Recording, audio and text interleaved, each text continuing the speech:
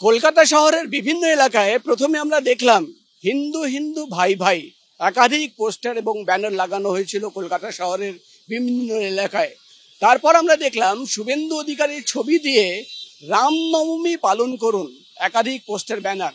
এবং আজকে আমরা দেখতে পাচ্ছি কলকাতা শহরের একাধিক জায়গায় একাধিক এলাকায় এভাবেই কিন্তু গেরুয়া ব্যানার লাগানো হয়েছে।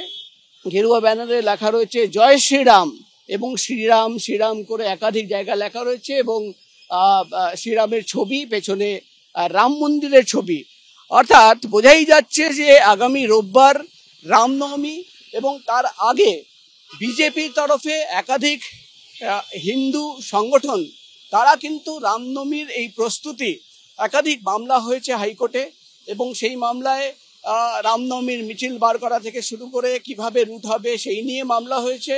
হাইকোর্টের একাধিক নির্দেশ ইতিমধ্যে এসে পৌঁছেছে। কিন্তু রামনবমীর ঠিক আগে প্রথমে হিন্দু হিন্দু ভাই ভাই, তারপর রামনবমী পালন করুন, তারপর এই ধরনের গেরুয়া পতাকা। গতকাল যখন এই রাস্তা দিয়ে আমরা ক্রস করছিলাম, গতকাল পর্যন্ত কিন্তু এই গেরুয়া পতাকা ছিল না। আমরা দাঁড়িয়ে রয়েছি রেড রোডের যে আইল্যান্ড, সেই আইল্যান্ডের সামনে এবং আমরা দেখতে পাচ্ছি গোটা আইল্যান্ড গোল করে এভাবেই কিন্তু পতাকা লাগানো রয়েছে।